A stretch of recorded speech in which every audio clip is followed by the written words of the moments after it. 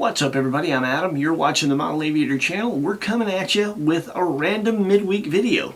We're going to start doing that from time to time where we highlight things that are on our mind that could be helpful to our community. It could be anything. It could be highlighting a product that we use every day that makes the hobby easier for us. It could just be pass along information we feel like might be useful to you. In this case, it is a product spotlight. We're going to talk about Spektrum transmitters. We'll tell you how we got into flying Spektrum, what we love about it, and why we continue to fly it. And then we're going to do a little product spotlight on the latest transmitter in our collection, the iX14+ Special Edition.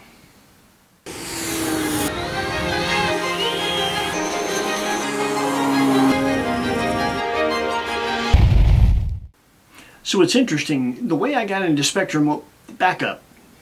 I started in this hobby in the early 80s. A transmitter just like this, not this particular one, was my first ever transmitter. Craft Sport Series. It had 4 channels, trim tabs, and an on and off switch. That is it. We have come such a long way. And it was technology similar to that, a little bit more advanced. I did have expo and rates in addition to that with, I think it was an Airtronics transmitter that I left the hobby with, sold all my equipment, took about a 15-20 year layoff from the hobby, went into a local hobby shop in 2011 in Noonan, Georgia, met my buddy Stan Allison at Allison Performance Hobbies, ended up working there with Stan for 7 years, learned a lot about the industry. But the day I walked in there, I walked in and decided to get back into it. I've been watching YouTube videos. I bought a UMX Carbon Cub, bind and fly, and he sold me a Spektrum DX7S. That was my first Spektrum transmitter, and I haven't looked back since. One of the more interesting, and I have to say very predictable things that we see online from time to time is the age-old suggestion that because we're a reviewer, we use the equipment that we use because we get it for free.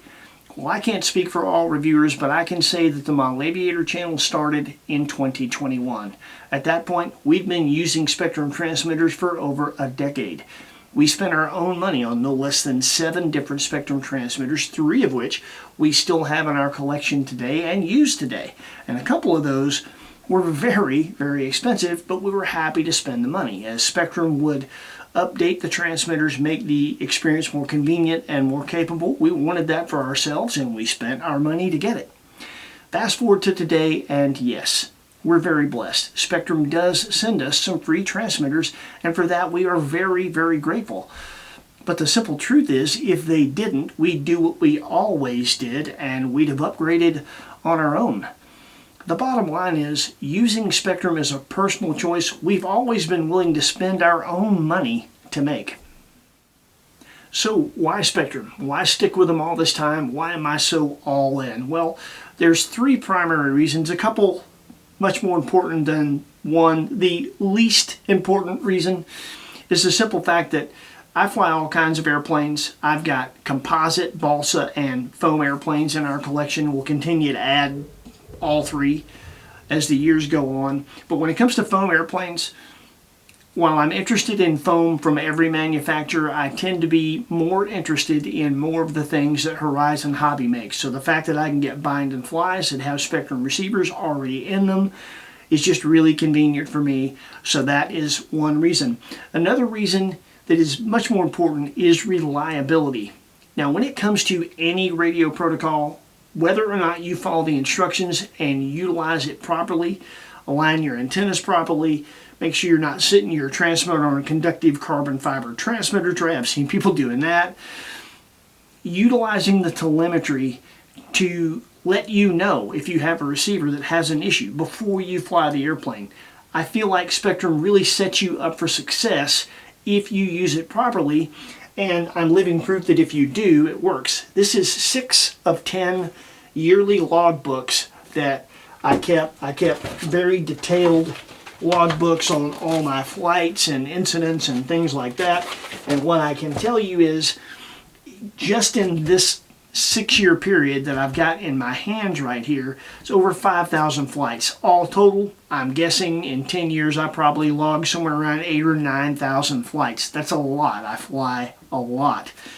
Not a single loss of an airplane because of a Spektrum failure, and a couple of times, utilizing that technology properly, I was able to take an airplane that had antennas that weren't tuned right and tune it so it was better. I've caught one receiver that was kind of sick and not working right before I flew the airplane, sent it back to Spektrum. They sent me a new one. I love the fact that if you use this properly, it can be as bulletproof as you're willing to be conscientious. The other thing, and probably the most important thing, is how seamless this experience is.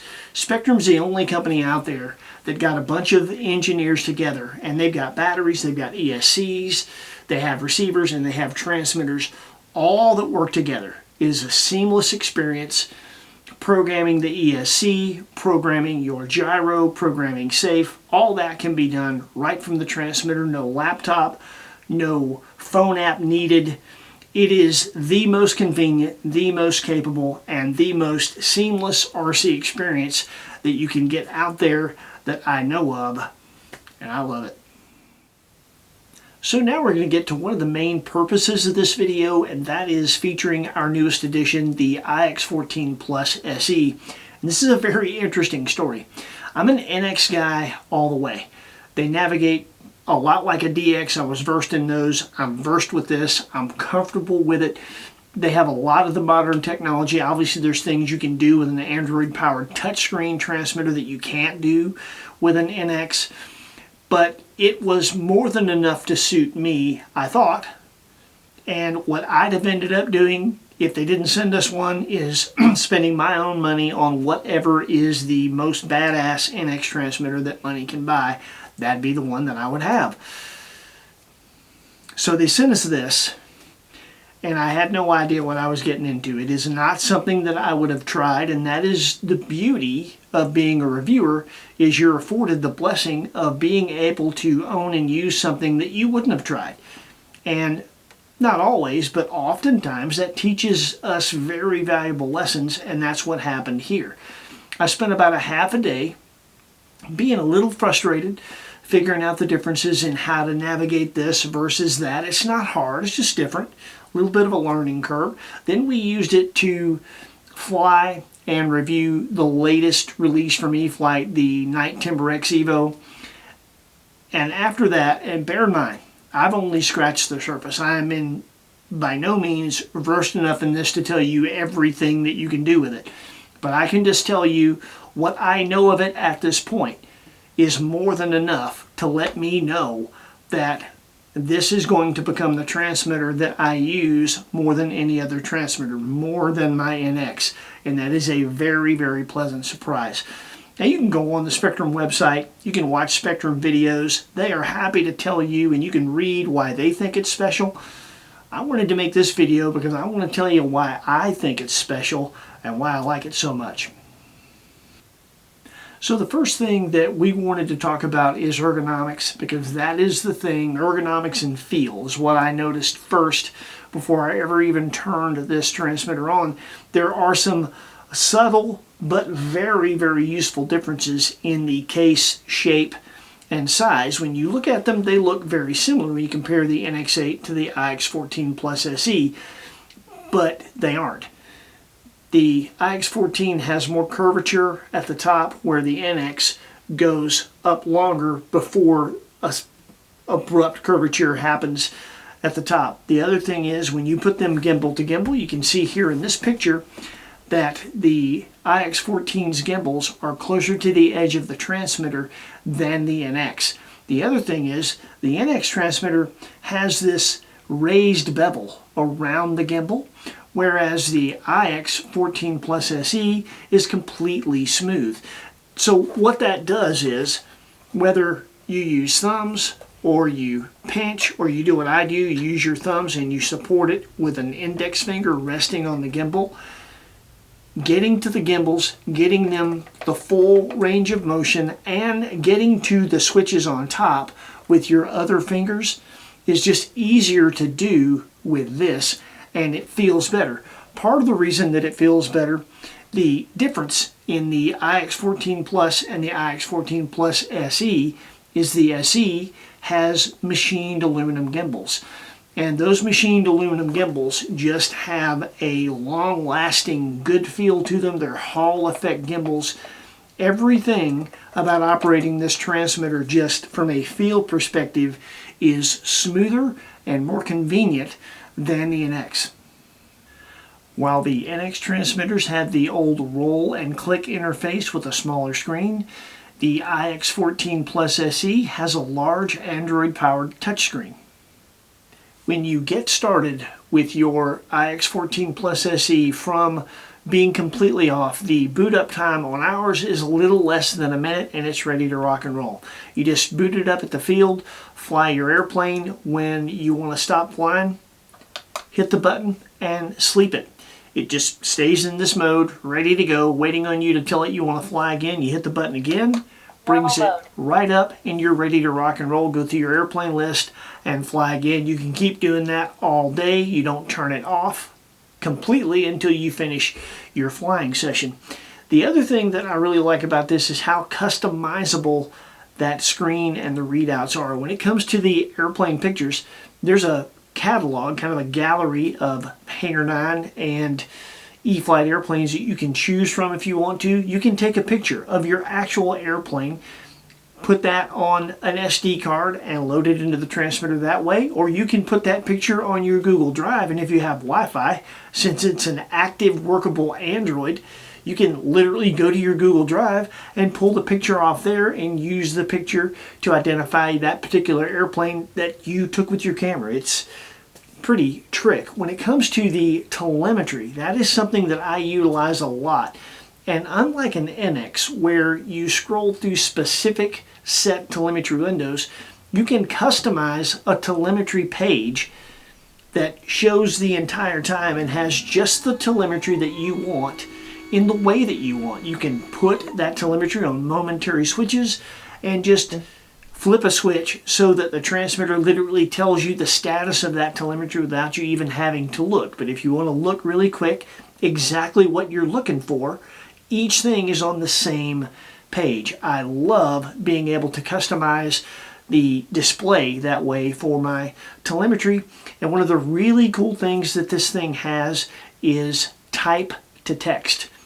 Unlike an NX where you go through a set of phrases and you choose from those phrases, you can completely program this transmitter to say whatever you want. You go in a menu, you type in what you want it to say on a specific switch. So let's say with your flaps, you want it to say the same thing that an airline pilot says in degrees of flaps instead of takeoff flaps, landing flaps. You can do that. Flaps 20 degrees, flaps 40 degrees, flaps 20 degrees. It just really tricked the way that you can do that. And also, it's worth noting that you can type in anything you want. This thing will say anything you type in, and I do mean anything. How'd that landing go? Not that great. Dustin, you land like a jackass. I'll be honest, I'd almost pay $1,000 just for that. You can even do talk to text if you don't want to punch anything in. All you need is a set of earbuds, plug them in the jack in the back, and anytime you have the keyboard up, there's always the little Google microphone symbol. Press that, say what you want to say, save it, you're good to go. It happens this quick. Heidi is the best camera girl ever. Yep. Save it. And here you go. Heidi is the best camera girl ever. How cool is that? Another great way that you can take advantage of the Android interface and the Wi-Fi connectivity, you can back up all your airplane files straight from the transmitter to your Google Drive. You don't even need an SD card to do that, although you can still use the SD card method if that is what you prefer. These are just some of the things that I've discovered that make me really like this transmitter and make it pretty much our flagship transmitter in our collection now. Now that I know what it's capable of, this would be the one that I'd spend my money on if I'm looking for a flagship transmitter.